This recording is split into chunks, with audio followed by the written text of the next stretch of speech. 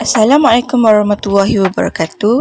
Nama saya Nur Fakihah Aisyah binti Nazli, nombor matrik D210373 dari kumpulan 7.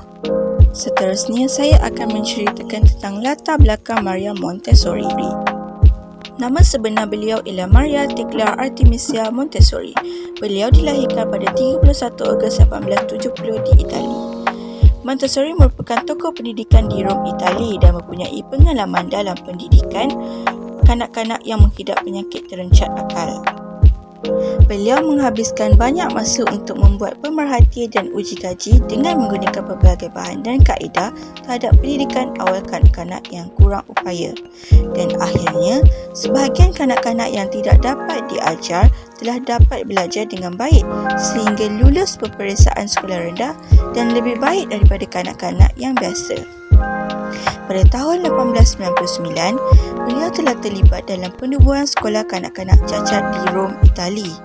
Sekolah itu dinamakan Casa dei Bambini yang bermaksud The Children Hall.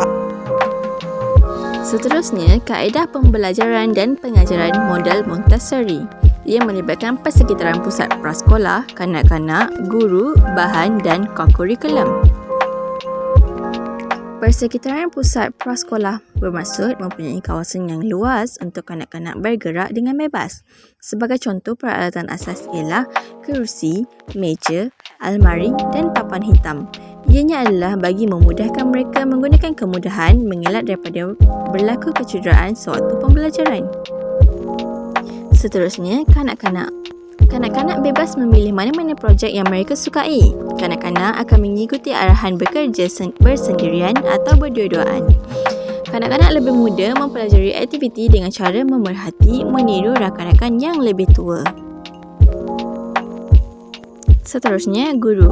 Guru berperanan bagi memerhati kanak-kanak dari jauh. Guru hanya melibatkan diri sewaktu membuat demonstrasi kepada kanak-kanak. Dan guru tidak memuji kanak-kanak kerana matlamat aktiviti ialah untuk mendapat self-rewarding. Seterusnya, bahan permainan. Ia sepatutnya mempunyai ciri-ciri khusus mengajar pelajaran tertentu. Berbentuk self-correcting, mereka akan mendapat maklumat balik setelah berjaya atau tidak melaksanakan tugas berdasarkan bahan tersebut.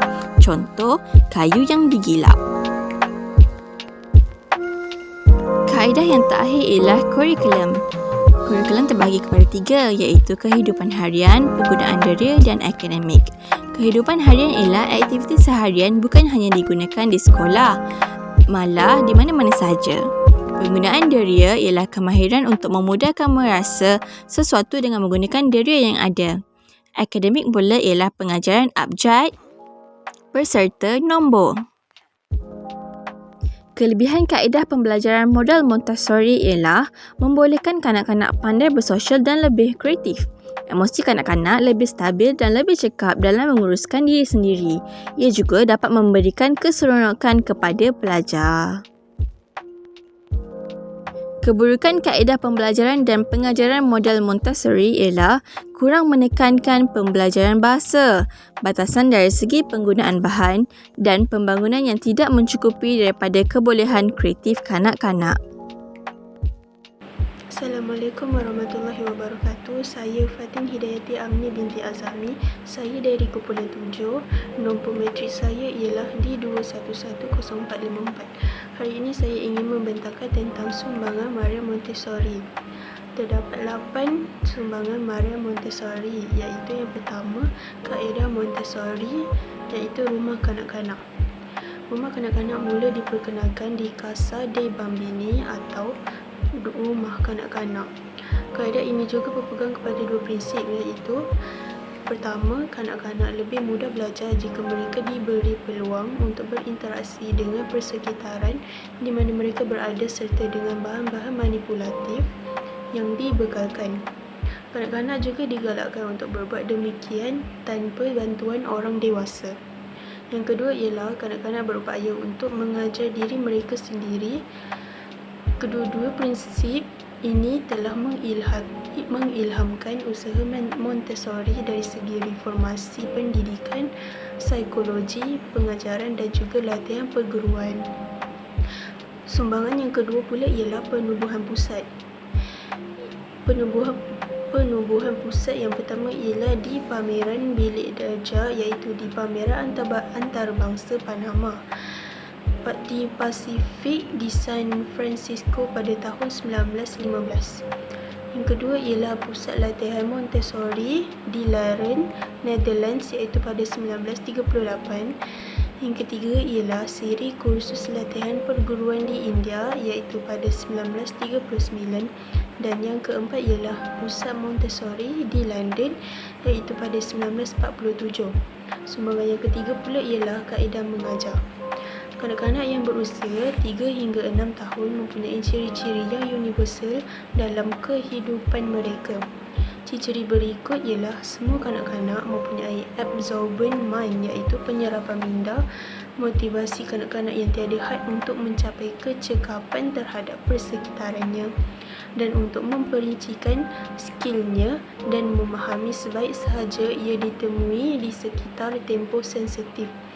Fenomena ini juga digambarkan oleh kapasiti kanak-kanak mengulang aktiviti di dalam kategori tempoh.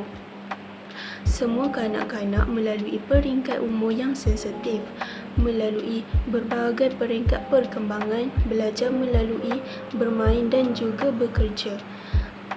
Kanak-kanak juga ingin belajar dan juga ingin berdikari. Sumbangan yang keempat pula ialah persekitaran pusat sekolah. Suasana persekitaran pendidikan haruslah mempunyai kawasan yang luas untuk kanak-kanak bergerak dengan bebas, dilengkapi dengan taman permainan dan kebun bunga untuk mewujudkan suasana yang menyeronokkan. Selain itu, peralatan asas seperti kerusi, meja, almari, sinki basuh tangan, papan hitam dan pelbagai lagi. Sumbangan yang kelima pula ialah kanak-kanak.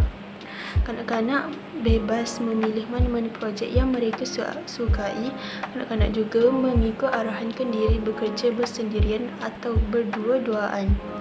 Kanak-kanak yang lebih muda mempelajari aktiviti tertentu dengan cara memerhati dan meniru rakan-rakan yang lebih tua. Yang keenam pula ialah guru. Guru ialah kawalan orang dewasa yang sangat minimal. Guru-guru tidak memuji kanak-kanak kerana maklumat aktiviti ialah untuk mendapat self-rewarding motivasi intristik. Guru juga mempelajari kaedah dan kurikulum Montessori melalui kursus intensif pada peringkat ijazah. Sumbangan yang ketujuh ialah bahan. Bahan yang digunakan adalah didaktik, direka untuk subjek spesifik. Contohnya ialah seperti bahan sebenar yang digunakan dalam kehidupan seharian, iaitu cawan, gelas, pisau dan sebagainya. Bahan juga berbentuk pembentukan diri sendiri, dengan itu kanak-kanak mendapat maklumat bahan yang segera daripada bahan selepas pembetulan tugasan diselesaikan. Dan yang sumbangan yang terakhir ialah kurikulum. Aktiviti kurikulum yang berkaitan kehidupan ialah contohnya mengikat tali kasut dan sebagainya. Yang kedua ialah aktiviti berkaitan penggunaan deria. Contohnya ialah aktiviti membantu kanak-kanak membentuk, menyusun, meluaskan dan mengkaji persepsi deria dari segi penglihatan, pendengaran, sentuhan, menghidu dan merasa. Dan yang terakhir pula ialah aktiviti bersifat akademik. Contohnya ialah aktiviti yang melibatkan konseptual atau bahan akademik, iaitu membantu membina asas menulis, membaca dan matematik. Assalamualaikum. Nama saya Siti Nusyara binti Harman. Saya dari kumpulan 7. Nombor matrik saya ialah D21100250. Saya ingin membentangkan tajuk model Montessori. Pandangan Montessori telah mengumumkan beberapa konsep asas dalam pembentukan kurikulum dalam pendidikan awal kanak-kanak. Para kanak-kanak berminat dengan sesuatu aktiviti jika mereka cukup matang dan bersedia untuk belajar. Terdapat beberapa set aktiviti, di antaranya ialah aktiviti yang berkaitan dengan kehidupan harian, aktiviti yang berkaitan dengan penggunaan deria. Namun demikian, minda kanak-kanak mudah menerima ilmu pengetahuan melalui diri mereka. Selain itu, aktiviti yang bercorak dengan akademik. Seterusnya, Montessori membenarkan kanak-kanak belajar melalui aktiviti bermain kerana beliau berpendapat bahawa semua kanak-kanak suka belajar dalam keadaan bermain. Konteks pendidikan bermain merupakan proses pembelajaran yang terancang dan berstruktur memberi peluang kepada kanak-kanak belajar dalam suasana yang menyeronokkan, bebas dan selamat. Selain itu, peranan guru sangat penting dalam pembelajaran kanak-kanak. Bagaimanapun, guru merupakan pemudah cara tetapi bukan penentu bentuk pengajar dalam proses pembelajaran kanak-kanak. Seperti guru mestilah mempunyai ciri-ciri seperti berikut: keperluan fasiologi, keperluan keselamatan kepada murid-murid dan keperluan kasih sayang dan keperluan kendiri. Guru juga perlu memastikan makanan yang diberi oleh kanak-kanak bersih, seimbang dan memastikan kemudahan fizikal dan suasana di sekitar bilik darjah dalam keadaan kondusif dengan menyediakan persekitaran yang lengkap.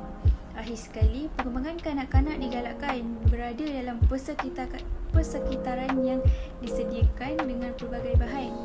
Bahan-bahan tersebut adalah dapat menyokong pembentukan konsep dan pengetahuan kanak-kanak semasa belajar. Sekian, terima kasih.